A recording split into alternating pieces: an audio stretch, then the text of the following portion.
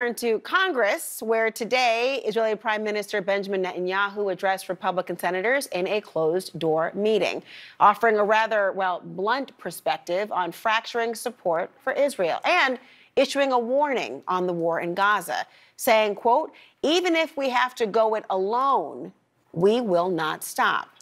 To that meeting today, following Senate Majority Leader Chuck Schumer's calling for Netanyahu's removal. So how much of an issue is it that Congress is split on support for one of our closest allies in this nation? I want to bring in Professor Cornel West, who is running as an independent presidential candidate. Professor West, very good to see you as always. How are you? Always a blessing to see you, Sister Laura, straight out of Princeton University. I won't tell you the year, but let's just say it was #1. There you go. Let's leave it that way, okay, Professor? Let me tell you or ask you this question because I've been eager to talk to you about this. How dangerous is this kind of division when it relates to Israel and the approach to Gaza and Hamas for U.S. interests? Well, I think it reflects just the level of not just polarization, but gangsterization, because we now have a political culture that's just dominated by lies and hatred and revenge. And we need some truth and some justice and some love. And anytime you talk about how you relate to the plight of both Jews on the one hand, they've been terrorized and traumatized for 2,500 years, and Palestinians on the other, who happen now to be terrorized and traumatized by the Israeli state. It's a very delicate, and it's open to explosive revenge, explosive hate.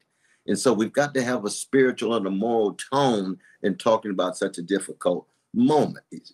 We hear Trump engaging in that kind of ugly anti-Jewish language, vicious attacks on liberal Jews and Jews in the Democratic Party. Well, that's par for the course. We know he's a gangster. He's done this before. It's an echo in some ways of the American First Committee. It goes back to Robert Stewart Jr. He graduated from Princeton in 1937. He was the founder of that. And it was Charles Lindbergh was there. Henry Ford was there. The latter two received 1938 the German Eagle Medal from Hitler. And Henry Ford is invoked in Mein Kampf, Hitler's text, in an admirable way. Hitler had a picture of Henry Ford in his office. Meaning what? This is dangerous stuff. This is organized hatred tied to the kind of politics that we have. And we just need to be very honest about this. Schumer made a very important move, pivotal move. But even Schumer, he didn't really talk about the suffering of the Palestinians. It was still very much about Jews. It reminds me of the Confessing Church in Germany, where they talked about the Christians in Germany, didn't say a mumbling word about the Jews being attacked because they were concerned about the purity and the concern of just Christians. Thank God for Dietrich Bonhoeffer. He criticized that as a Christian. Most Christians did not.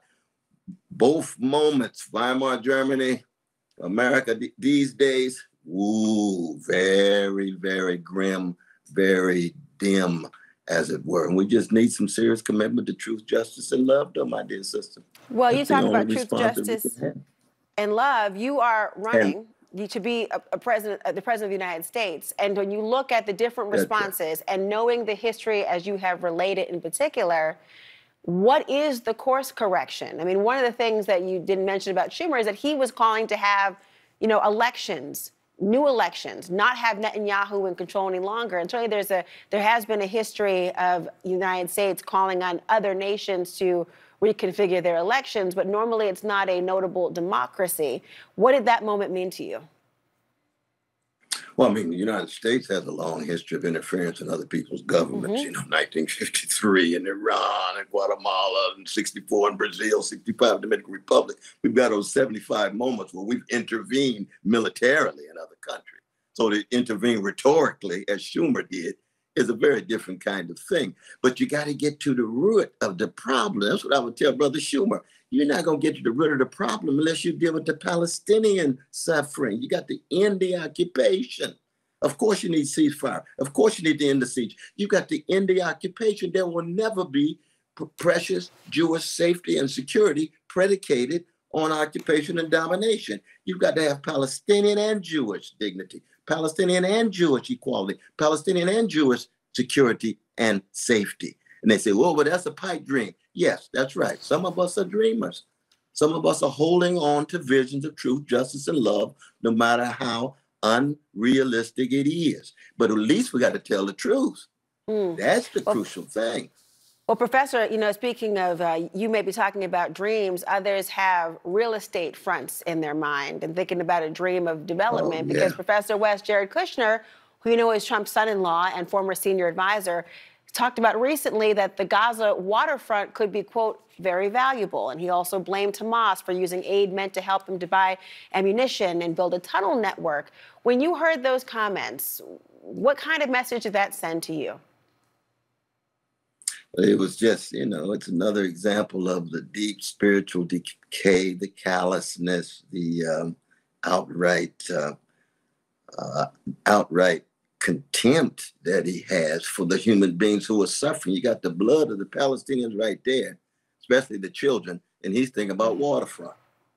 You say, oh my God, it reminds me of the literary giant's novel, Philip Ross's novel, The Plot Against America, which is very much about anti-Jewish hatred, neo-fascism, cold-heartedness, mean spirits, coarse and conscious.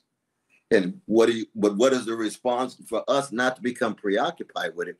We've got to galvanize ourselves and others to be a countervailing force against this kind of hatred and revenge and lies. And that's why I'm convinced that both parties are in many ways beyond redemption. I know that's a radical claim for a lot of people, but the Democratic Party, the Biden had his chance to get at the fascist presence of a Trump, but he couldn't do it. He couldn't speak to issues of poverty. He couldn't speak to the issues of working class strong enough. He couldn't support Black voting. Even he had a chance to even push through the John Lewis bill. All he had to do was suspend the filibuster and put pressure on Manchin. He wouldn't do it. He said that wasn't a priority. Well, you see, if you don't have that kind of backbone, then fascism will sooner or later take over. An alternative to fascism is not some kind of milquetoast moderation. You have to have an alternative vision, alternative structures, alternative way of engaging the world. And that's the sad moment that we're in. If all we have is Biden, in the face of this escalating organized greed and institutionalized hatred, which is what neo-fascism in part is, the rule of big military and big business, you scapegoat the most vulnerable because you won't confront the most powerful. That's Trump's neo-fascist project, right? And he's very honest about that. He's been consistent. Well, Professor, he's been a gangster for a long time. I don't want to cut you off, excuse me, but when you talk about the alternative, you think about the ways, it's due to be a Trump-Biden matchup. And I know you take issue with both the Republican Party and the Democrats as well, both Trump and Biden.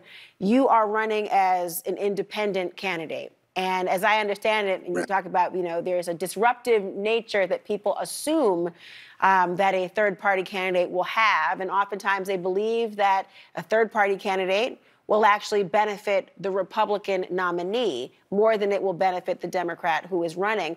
The New York Times actually is reporting today, Professor, that Democrats are assembling a multi-state organization to tackle the threat of third-party candidates. I wonder what would it mean to you if your run was not successful for your own presidential bid and instead helped to elect Donald Trump? Well, one, as you know, 38% of our fellow citizens don't vote at all. I'm spending a lot of time with him to bring them in. 62% of our fellow citizens who vote third party or independent candidates say they would never, ever, ever vote for Biden or Trump. But I just find it interesting. You get a Democratic Party with Biden and Harris, and they say they want to redeem the soul of the nation. Then they enable genocide in Gaza. They want to save democracy, but they want to cut off democratic voices so that people don't have choices other than themselves and Trump. Well, I come from a Black focus, lift every voice. That's what democracy is about. It's about free speech. It's about people lifting their voices. If Biden can't make a case, people are not going to vote for him. He doesn't own anybody's votes. If Trump can't make a case, people won't vote for them. If I make a case and they want to vote for me, why fight so hard to keep me off the ballot? Well, speaking of the ballot, though, I mean, it's anti-democratic. You are currently on the ballot in, I think, Utah and Alaska. Oregon, South Carolina. Which states are you looking to be on the ballot next? Oh, shoot. We've already got a number of states that we're basically on. They're just contesting the signatures right now. So we're working that out. But we are on the move, as my dear brother Mumi Abdul Jamal would say, sitting in prison, but still with dignity. We are on the move. People thought we wouldn't get in hardly any states. We're working on Texas, working on New York, we're working on Michigan. We're working across the country, but it's in a spirit of truth, justice, and love. And people say, oh, that's so alien for American politics. You don't say. I'm not going to allow anything to push me in the gutter of hatred and revenge and lies. No. I come out of the legacy of Martin Luther King Jr., Fannie Lou Hamer, Rabbi Heschel, and Edward Said. We try to move to moral and spiritual heights as we intervene into dirty politics. Well, that is a daunting prospect, but something tells me that with the syllabus that's already in your brain, you'll be able to educate all along the way. Cornel West, Professor, thank you so much, as always. Salute you, my dear sister. God bless you. Now, God bless your loved ones, your family, precious family, and others. Very nice of you to say, for you as well. Thank you.